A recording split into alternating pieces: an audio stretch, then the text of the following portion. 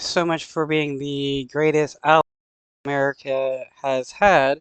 Now, Bibi Netanyahu is claiming the United States is withholding weapons from the Israeli government, uh, just basically lying about the U.S. in order to throw a temper tantrum and possibly force the United States to give the Israeli government even more weapons than what we've already been giving them. It is hilarious and also shows how insane Netanyahu is when he thinks just throwing a temper tantrum is going to get him his way. Is disputing reports that a high-level meeting was canceled between U.S. and Israeli officials in Washington this week. Yeah, these reports follow Israeli Prime Minister Benjamin Netanyahu accusing the U.S. of withholding weapons from his military. The Israeli Prime Minister issued harsh remarks in this video on Monday. Netanyahu said it's inconceivable that the U.S. has withheld weapons and ammunition to Israel over the past few months. He suggested If the Israeli government really wants to continue their genocide against Palestinians and go in and have war with Hezbollah, they can start manufacturing their own weapons.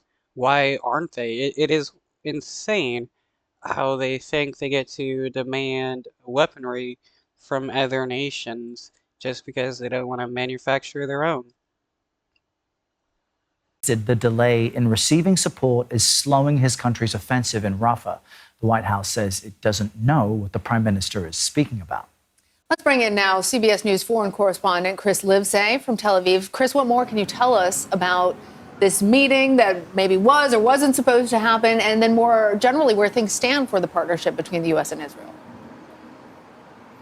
Hey, Errol and Lana. Yeah, there's clearly a lot of frustration behind closed doors that's now spilling out into the open. You know, it's not the first time we've seen divisions like this between the United States and Israel. The Biden administration for months has been expressing some of its frustrations with just the conduct of the war, especially when it comes to the offensive in Rafah.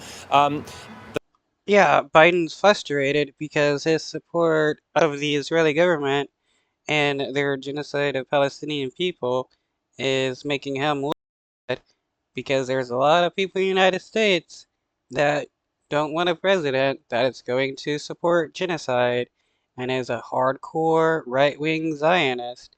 I mean, honestly, it's hilarious how Biden and other people claim to be left-wingers while they hardcore support a fascist, authoritarian, right-wing government. You're a right-winger if you're supporting a right-wing government. The first thing I thought when I saw this video from Benjamin Netanyahu was, so this is the prime minister without his war cabinet. Because remember, earlier this week, he dissolved his war cabinet after one of the leading opposition members in that cabinet stepped down. Earlier on in the war, it was supposed to be this institution to show unity throughout Israel with this team of rivals working together. Now Benjamin Netanyahu is more isolated than ever before, and he no longer has somebody like Benny Gantz to point the finger at when things aren't going his way, and when perhaps frustrations are rising in the country over the fact that we're now in the 9th month of this war and there's still 120 hostages being held by Hamas. So who else can Benjamin Netanyahu blame but Biden and the White House? Yep, because Netanyahu just wants to blame everybody else but himself when everybody can easily see that it's Netanyahu that is at fault here. Well, Netanyahu and the Israeli government.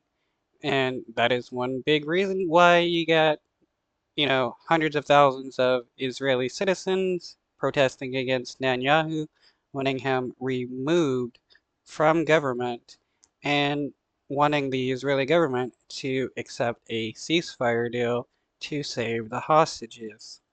Meantime, Chris, the Israeli military says it's approved an operational plan for an offensive in Lebanon, and you've been reporting on the growing tit-for-tat exchanges with Iranian-backed Hezbollah militants. in the region. What do we know about this potential plan and Israel expanding operations along its northern border at a time like this? Yeah, the Israeli government is not going to be able to actually have a war with Hezbollah and Lebanon if Lebanon actually does fighting against the Israeli government. Hezbollah is just like a small terrorist group in Lebanon, but I mean, with how much the Israeli government is dependent upon other nations to arm them, how can they actually have a all-out war with Hezbollah?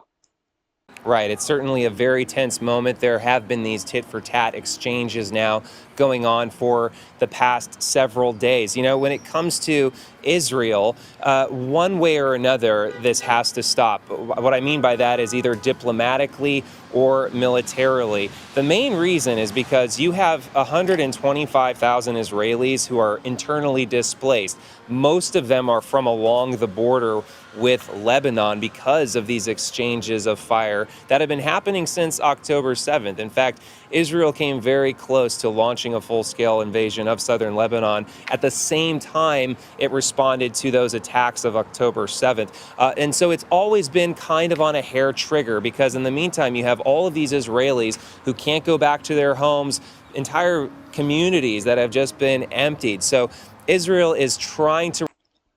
Yeah, it's sad that there's a lot of people in Israel that have been displaced along the Israeli-Lebanese border, but at least they still have house they can eventually go back to, unlike people in Gaza, which have no houses whatsoever to be able to go back to. Resolve this. In the meantime, it's very expensive for individuals and also for the government to take care of these displaced people. And so this plan is Israel's way of saying, look, one way or another, we hope it's diplomatically, but if it has to be militarily,